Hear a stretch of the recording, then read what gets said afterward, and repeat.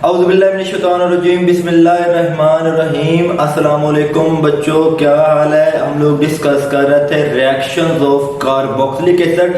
इसमें हम reactions of carboxylic acid की सेकंड टाइप डिस्कस कर रहे थे। वो रिएक्शन हमारे कौन से थे, उसके कुछ हिस्सा हम लोगों ने डिस्कस कर लिया, तो कुछ हम हिस्सा हमारा रह गया था, वो आज हम लोग डिस्कस करेंगे।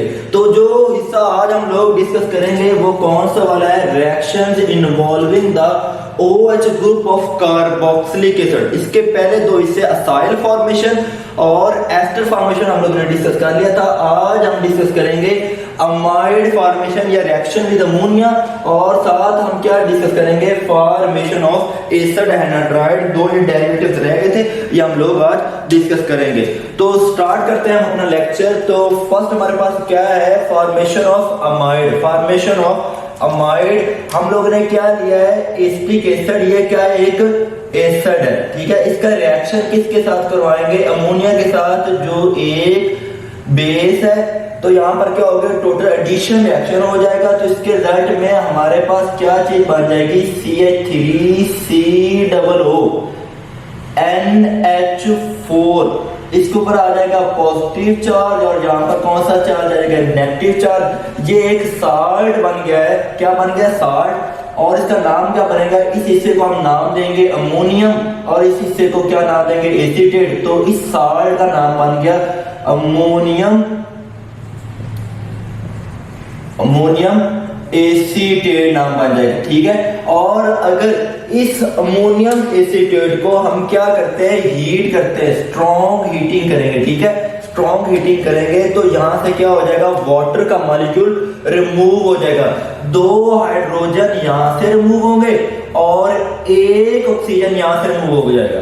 बाकी हमारे पास क्या बचेगा, देखिए बाकी हमारे पास बचेगा CH3C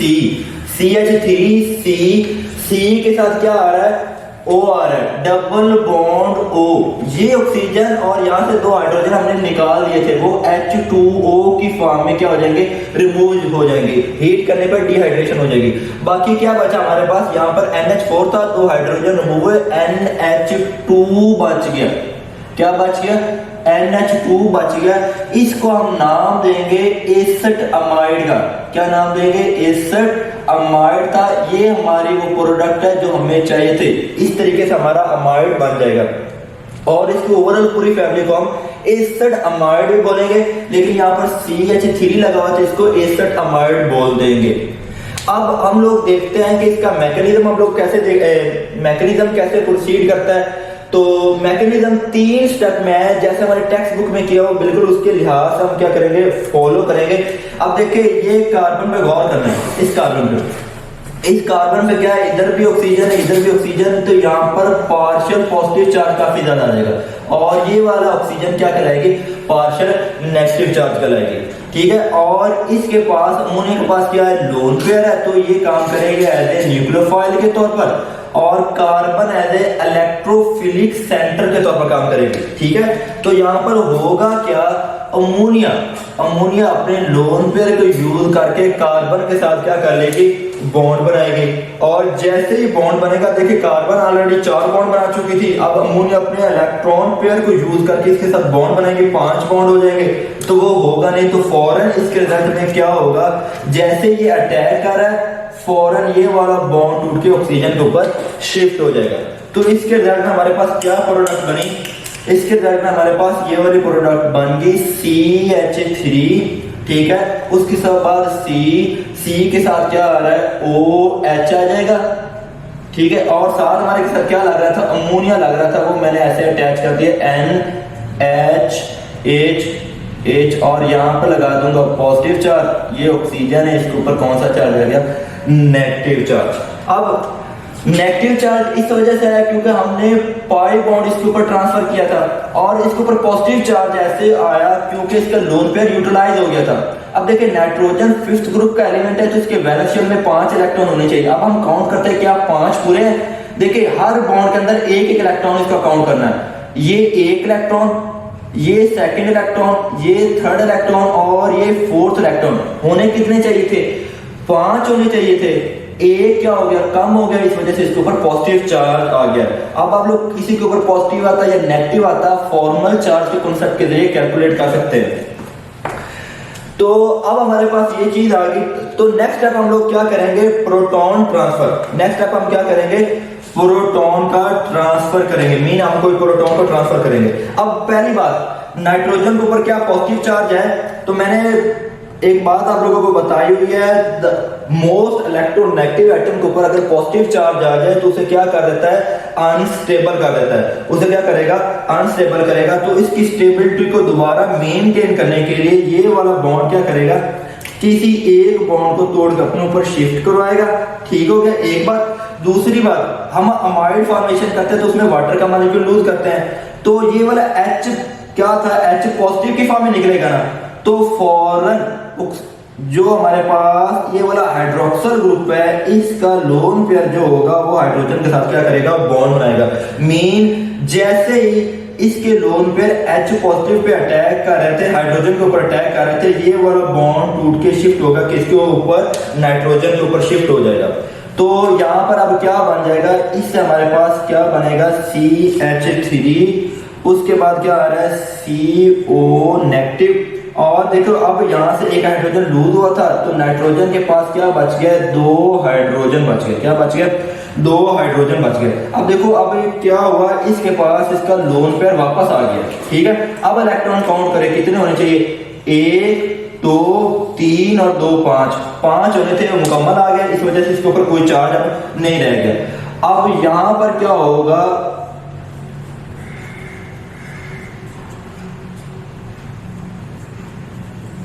जी अब इस ऑक्सीजन के ऊपर क्या आ गया, पॉजिटिव चार्ज आ गया। इसको भी आप वैसे काउंट कर सकते हैं, पॉजिटिव क्यों आया, हर बॉन्ड के अंदर एक एक इलेक्ट्रॉन का 1 2 3 एंड 2 5। ऑक्सीजन के अराउंड 6 वैलेंस इलेक्ट्रॉन होने चाहिए, लेकिन अब क्या है 5 है, इस वजह से इसके ऊपर क्या आ गया, पॉजिटिव चार्ज आ गया। तो ये जो चीज अब बनी, ये वाटर मॉलिक्यूल बना है, और वाटर मॉलिक्यूल क्या होता है, एक अच्छा लिविंग ग्रुप होता है। इस वजह से हमने क्या किया था, प्रोटॉन ट्रांसफर किया था। अब नेक्स्ट स्टेप हम इसमें कौन सा करेंगे, रिमूवल ऑफ वाटर मॉलिक्यूल। ठीक है, मैंने क्या बात की थी कि जो हमारे पास ये वाला OH2 है, ये एक अच्छा लिविंग ग्रुप है, एक बात। दूसरी बात, ऑक्सीजन के ऊपर पॉजिटिव चार्ज आ गया, ये इसे अनस्टेबल कर देता है। More the positive charge on more electronegative atom make it unstable. तो इस वजह से क्या होगा, ये एक अच्छा लिविंग ग्रुप पे आसानी से उतर सकता है। तो क्या करेंगे, यहाँ से बैक बॉन्डिंग होगी, ऑक्सीजन और कार्बन के दरमियान क्या बनेगा, डबल बॉन्ड जनरेट होगा इससे। और साथ ही यहां से वाटर मॉलिक्यूल क्या करेगा, 2 इलेक्ट्रॉन लेके, मीन बॉन्ड के अंदर 2 इलेक्ट्रॉन होंगे, ये लेके क्या कर लेगा, खुद को लीव करवा लेगा, क्योंकि ये एक अच्छा लिविंग ग्रुप है। इसके रिजल्ट में हमारे पास क्या बन जाएगा, देखिए CH3, उसके बाद C के साथ डबल बॉन्ड O आ रहा है, और O आर के नीचे क्या आ रहा है, NH2 आ गया, ये हमारा एसिड अमाइड बन गया। ठीक है, क्या बन गया, एसिड अमाइड बन गया। और साथ क्या हो, वाटर का मॉलिक्यूल रिमूव हुआ। हम लोगों ने किया क्या, हमने अमोनिया के साथ अटैक किया और आखिर में वाटर को रिमूव किया, और हमारा क्या बन गया, एसिड अमाइड की फॉर्मेशन हो गई थी। और नेक्स्ट डेरिवेटिव जो हम लोग यहाँ पर डिस्कस करेंगे, formation of acid anhydride discuss करेंगे। तो मीन ऐसा एसिड जिसमें एन का मतलब नो हाइड्राइड वाटर का मॉलिक्यूल ना हो, ऐसा हमारे पास जिसमें क्या हो, वाटर का मॉलिक्यूल ना हो। तो अब हम क्या करना चाहते हैं, मैंने 2 एस्टिक एसिड लिख लिए, देखो CH3COOH, CH3COOH, इस तरह लिख लिया। अब देखिए हमने इसमें वाटर का मॉलिक्यूल रिमूव करना, उसके लिए हमें कौन से चाहिए, डिहाइड्रेटिंग एजेंट चाहिए, P2O5, ये एक डिहाइड्रेटिंग एजेंट है। उसके साथ हमें क्या चाहिए, कंसंट्रेटेड, सॉरी या हमें यहाँ पर क्या चाहिए होता है, कंसंट्रेटेड H2SO4, दोनों में से एक यूज करना है। ये दोनों डिहाइड्रेटिंग एजेंट है। इसके अलावा दूसरा काम क्या करना है, स्ट्रॉन्ग हीटिंग करना है। 2 काम लेके चलना है, एक तो डिहाइड्रेटिंग एजेंट यूज करके चलना है, साथ क्या यूज करना है, स्ट्रॉन्ग हीटिंग करनी है। तो यहां से वाटर का मॉलिक्यूल रिमूव हो जाएगा, एक से OH उतार देंगे, एक मॉलिक्यूल से, और एक मॉलिक्यूल से H उतार देंगे। इसके रिजल्ट में क्या होगा, वाटर मॉलिक्यूल रिमूव्ड हो जाएगा। तो हमारे पास अब क्या बन गया, देखिए CH3C डबल बॉन्ड O, देखो यहाँ से OH उतर गया, यहाँ से H उतर गया, नेक्स्ट क्या ऑक्सीजन, ये आपस में मिल जाएंगे O और उसके बाद फिर C डबल बॉन्ड OCH3। इसको हम नाम देंगे एसिड एनहाइड्राइड का नाम देंगे, ठीक है। ये जो चीज मान गई इसको हम क्या बोल देंगे, एसिड एनहाइड्राइड, एसिड एनहाइड्राइड का नाम देंगे और साथ क्या बन जाएगा, वाटर का मॉलिक्यूल बन जाएगा। याद रखना है इसकी कंडीशन लाजमी आप लोगों ने क्या रखनी है कि क्या बनेगा, P2O5 H2SO4 में से एक यूज कर सकते हैं और साथ स्ट्रॉन्ग हीटिंग करनी है।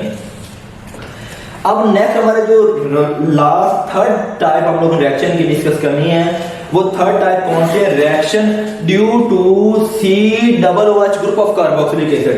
ये हम लोग डिस्कस करेंगे। तो इसमें सिर्फ हम लोग एक ही कैटेगरी डिस्कस करेंगे, रिडक्शन रिएक्शन, ठीक है। कौन सी डिस्कस करेंगे, रिडक्शन रिएक्शन डिस्कस करेंगे। आप लोग जानते हैं कि अल्कोहल की ऑक्सीडेशन हो, अल्कोहल की ऑक्सीडेशन हो तो वो क्या बनाता है, कार्बोनाइल कंपाउंड बनाता है, और कार्बोनाइल कंपाउंड की ऑक्सीडेशन तो कार्बोक्सिलिक एसिड बनाएगा। अब हम उसका रिवर्स प्रोसेस करना है, हम लोगों ने कार्बोक्सिलिक एसिड की क्या करनी है, रिडक्शन करनी है। तो यहाँ पर दो तरह की रिडक्शन डिस्कस की गई है।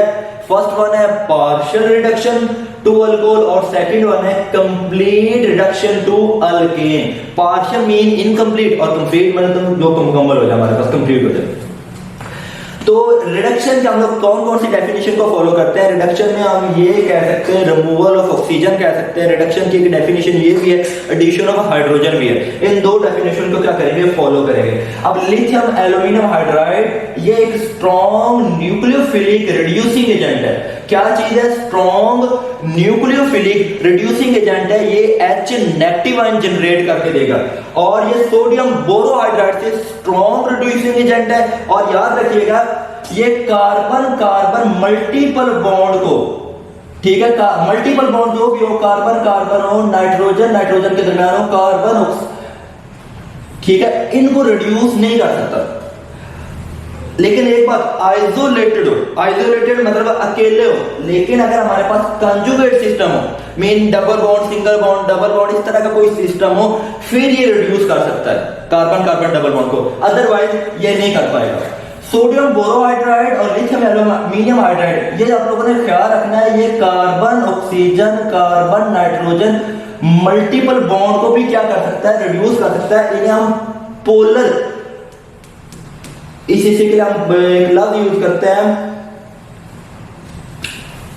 Polar multiple bond molecule, I think so.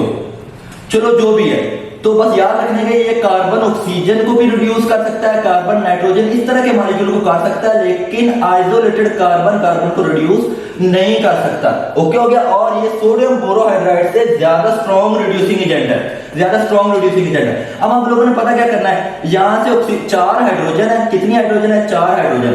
ये 4 हाइड्रोजन में हम लोगों ने क्या करना है, 2 हाइड्रोजन इसके साथ मिला के, ऑक्सीजन के साथ मिला के वाटर को रिमूव कर देना है, और जो 2 हाइड्रोजन बचती है, ये 2 हाइड्रोजन हम लोगों ने इस कार्बन के साथ ऐड कर देंगे। तो इसके रिजल्ट में हमारे पास क्या प्रोडक्ट बन गई, CH3CH2OH,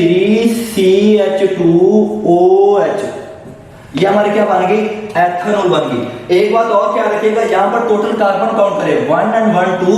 अगर यहाँ पर 2 कार्बन है तो यहाँ पर 2 कार्बन वाली अल्कोहल तैयार हुई है। अगर मैं यहाँ पर 3 कार्बन वाले एस्टिक एसिड लेता हूँ तो यहाँ पर 3 कार्बन वाली क्या हो गया, अल्कोहल जनरेट होगी। ये क्या रखना है। अब हम करेंगे कंप्लीट रिडक्शन। कंप्लीट रिडक्शन के लिए हमने HI और रेड फास्फोरस यूज किया। ये क्या है, very strong reducing agent, very strong reducing agent के तौर पर यूज होगा। और इस सरफेस की क्या होगी, ऑक्सीडेशन होगी, खुद की क्या करेगा, ऑक्सीडेशन करेगा।